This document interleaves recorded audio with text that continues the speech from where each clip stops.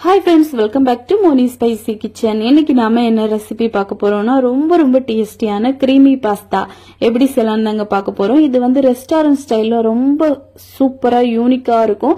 குழந்தைகளுக்கெல்லாம் ரொம்ப பிடிச்ச மஸ்டான ஒரு டிஷ்ன்னு கூட சொல்லலாம். அவங்களுக்கு ஸ்கூலுக்கு கொடுத்து விடலாம். ரொம்ப டேஸ்டா சாப்பிடுவாங்க. நல்லா விரும்பி சாப்பிடுவாங்க. சோ கண்டிப்பா நீங்க இத உங்க வீட்ல ட்ரை பண்ணி பாருங்க. இப்போ வாங்க இது எப்படி செய்யலாம் அப்படிங்கறத நம்ம டீடைலா பார்த்துடலாம். அதுக்கு முன்னாடி நம்ம சேனலுக்கு இப்பதான் ஃபர்ஸ்ட் டைமா வாரீங்கன்னா மறக்காம சப்ஸ்கிரைப் பண்ணிருங்க. அப்படியே கூட இருக்கக்கூடிய பெல் பட்டனையும் பிரஸ் பண்ணிருங்க. அப்பதான் நம்ம போடக்கூடிய நியூ வீடியோஸ் உங்களுக்கு நோட்டிபிகேஷனா வரும். மறக்காம லைக் பண்ணுங்க, ஷேர் பண்ணுங்க. இப்போ வாங்க வீடியோக்குள்ள போய் இந்த கிரீமி பாஸ்தா எப்படி செய்யலாம் அப்படிங்கறத நம்ம டீடைலா பார்த்துடலாம்.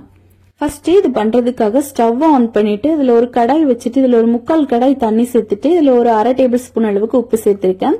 இப்போ உப்பு சேர்த்துட்டு நம்ம பாஸ்தா சேர்க்க போறோம். பாஸ்தா பாத்தீங்கன்னா சரியா 3/4 கப் அளவுக்கு பாஸ்தா எடுத்திருக்கேன். இத வந்து போட்டுட்டு இத நல்லா கொதிச்சு வேகட்டும். ஒரு 5 நிமிஷத்துல பாத்தீங்க அப்படின்னா நல்லா கொதிச்சு இந்த அளவுக்கு வெந்து வரும். இதுல ஒண்ணுத்த மட்டும் நீங்க எடுத்து லேசா கை வச்சு நசுக்கி பாத்துட்டீங்க அப்படின்னாலே உங்களுக்கு பாஸ்தா நல்லா வெந்துருச்சான்னு தெரியும். இந்த மாதிரி ஒண்ணு மட்டும் எடுத்துட்டு லேசா ஆற விட்டுட்டு அதுக்கப்புறமா கை வச்சு மசிச்சு பாருங்க. இந்த மாதிரி நல்லா சூப்பரா மசிய வந்துருச்சு அப்படின்னாலே உங்களுக்கு பெர்ஃபெக்ட்டா வெந்திருக்குன்னு அர்த்தம். இப்ப நம்ம ஸ்டவ் ஆஃப் பண்ணிட்டு இதை அப்படியே எடுத்து நல்லா வடிகட்டி எடுத்துடணும்.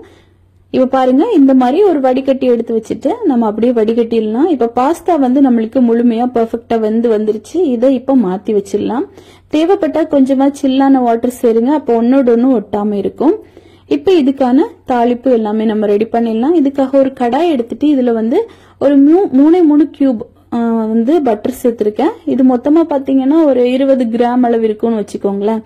இப்ப இந்த பட்டர் சேர்த்துட்டு இந்த பட்டர் வந்து கொஞ்சமா நல்லா மெல்ட் ஆகி வரட்டும். இந்த அளவுக்கு நல்லா மெல்ட் ஆகி வந்ததுக்கு அப்புறமா இதுல வந்து ஒரு 5 போல பூண்டு இத வந்து நல்ல குட்டி பீசஸா கட் பண்ணி வச்சிருக்கேன். பூண்டு பிளேவர் வந்து இந்த கிரீமி பாஸ்தாவுக்கு ரொம்ப நல்லா இருக்கும்.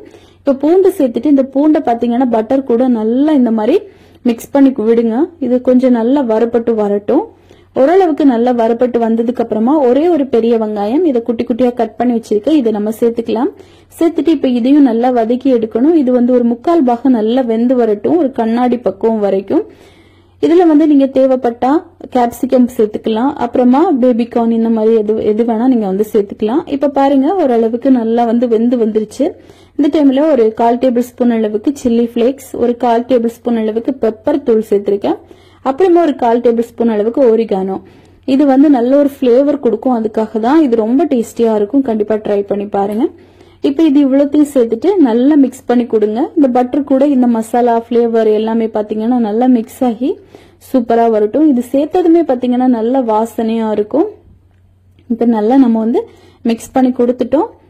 இனிமே இதுல வந்து ஒரு 2 டேபிள் ஸ்பூன் அளவுக்கு மைதா மாவு சேர்க்க போறோம். சரியா 2 டேபிள் ஸ்பூன் அளவுக்கு சேருங்க. மைதா மாவு சேர்த்துட்டு இதையும் இந்த பட்டர் கூட ஃபர்ஸ்ட் வந்து நல்லா வந்து இந்த மாதிரி மிக்ஸ் பண்ணி வறுத்தெடுக்கணும். அப்பதான் இதுல இருக்கக்கூடிய பச்சை வாசனை எல்லாமே கம்ப்ளீட்டா வெளியே போயிரும். இப்ப நல்லா மிக்ஸ் பண்ணி கொடுத்துட்டோம். இந்த டைம்ல பால் சேர்க்க போறோம். சரியா 1 கப் அளவு பாலை ஃபர்ஸ்ட் சேருங்க. அதுக்கப்புறமா நம்ம இன்னொரு கப்பு பால் சேர்க்கணும். மொத்தமா 2 கப்பு பால் சேர்க்க போறோம். உங்ககிட்ட பால் அவ்வளவுக்கு இல்ல பால் சேர்க்க வேண்டாம் நினைச்சீங்க அப்படின்னா 1 கப்பு பால் 1 கப்பு தண்ணி கூட நீங்க வந்து ஆட் பண்ணிக்கலாம். இப்ப இதை சேர்த்துட்டு இது கூட நெக்ஸ்ட் இன்னொரு கப்பு பால் நம்ம வந்து சேர்க்கலாம். சேர்த்துட்டு நல்லா வந்து லோ ஃபிளேம்ல வச்சு மிக்ஸ் பண்ணி கொடுத்துட்டே இருங்க. இது ஒரு ஸ்டேஜ்ல கொஞ்சமா நல்லா திக்காக ஆரம்பிக்கும். இப்ப பாருங்க ஓரளவுக்கு கொஞ்சம் வந்து திக்காக ஆரம்பிச்சிருச்சு. இப்போ இதுல பாஸ்தா சீசனிங் பவுடர் வந்து நான் ஆட் பண்ணிருக்கேன். இது உங்ககிட்ட இல்ல அப்படின்னா தாராளமா ஸ்கிப் பண்ணிடலாம். இது வந்து எல்லா சூப்பர் மார்க்கெட்லயுமே கிடைக்கும். 2 டேபிள் ஸ்பூன் அளவுக்கு சேர்த்திருக்கேன். இது நல்ல ஒரு பிளேவரும் நல்ல ஒரு டேஸ்டும் கொடுக்கும். அதுக்காக தான் சேர்த்திருக்கோம். இப்ப இதுவும் சேர்த்துட்டு நல்லா மிக்ஸ் பண்ணி கொடுங்க. இது சேர்த்ததுமே பாத்தீங்க அப்படின்னா நல்ல பிளேவரா நல்ல சூப்பரா இருக்கும். இந்த கிரேவியை பாத்தீங்கன்னா இப்ப நல்லா இந்த மாதிரி மிக்ஸ் பண்ணி கொடுங்க. ஓரளவுக்கு நல்லா மிக்ஸ் ஆகி இதோட கன்சிஸ்டன்சி அப்படின்னு பாத்தீங்கன்னா நல்லா வந்து கெட்டியான மாதிரி இருக்கும். இப்ப பாருங்க ஓரளவுக்கு நல்லா திக்காயிருச்சு. இந்த சீசனிங்லயே பாத்தீங்கன்னா நம்மளுக்கு கார்ன் எல்லாம் சேர்த்திருப்பாங்க. எக்ஸ்ட்ரா தேவைப்பட்டுச்சுன்னா நீங்க சேர்த்துக்கலாம். அப்புறமா இதுல ஒரு பிஞ்ச் அளவுக்கு மட்டும் உப்பு சேர்க்கலாம். நான் வந்து ஒரு 1/4 டேபிள் ஸ்பூன் அளவுக்கு சேர்த்திருக்கேன். தேவைப்பட்டா நம்ம பார்த்துட்டு அப்புறமா சேர்த்துக்கலாம். இப்ப இது இவ்வளவு சேர்த்துட்டு நல்லா மிக்ஸ் பண்ணி கொடுங்க.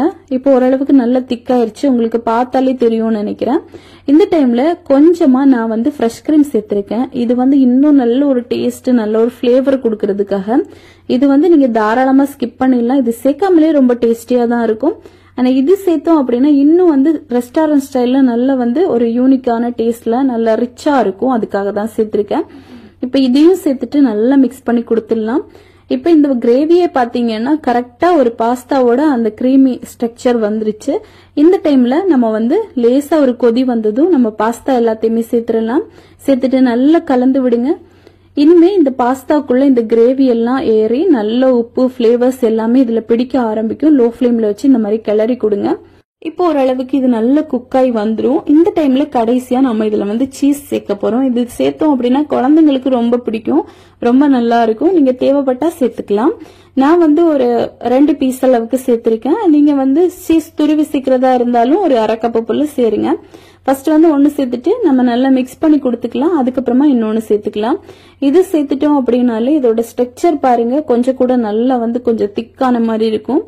நல்ல ஒரு கிரீமி ஸ்ட்ரக்சர் வரும். இப்ப நல்லா இந்த மாதிரி மிக்ஸ் பண்ணி கொடுங்க. இனிமே அவ்வளவுதான், நம்ம வந்து ஸ்டவ் ஆஃப் பண்ணிடலாம். இது நல்லா கரைஞ்சதுக்கு அப்புறமா அப்படியே ஸ்டவ் ஆஃப் பண்ணி நல்லா சூடா இருக்கும் போதே நம்ம சர்வ் பண்ணணும். இப்ப பாருங்க எவ்வளவு சூப்பரா ரெடி ஆயிடுச்சுக்குன்னு. நம்ம இந்த மாதிரி எடுத்து பார்த்தோம் அப்படின்னா அவ்வளவு கிரீமியா இருக்கும். குழந்தைங்களுக்கெல்லாம் ரொம்ப பிடிக்கும். இப்ப இதை அப்படியே ஸ்டவ் ஆஃப் பண்ணிட்டு நம்ம சர்வ் பண்ணிடலாம். இது வந்து சூடா இருக்கும்போது சாப்பிட்டீங்கன்னா ரொம்ப நல்லா இருக்கும். ஆனா சில்லா இருக்கும்போது சாப்பிட்டோம் அப்படின்னாலும் நல்லா இருக்கும். இப்ப இதை அப்படியே எடுத்து நம்ம சர்வ் பண்ண ஆரம்பிச்சிடலாம். பாருங்க எவ்வளவு கிரீமியா எவ்வளவு சூப்பரா இருக்குன்னு.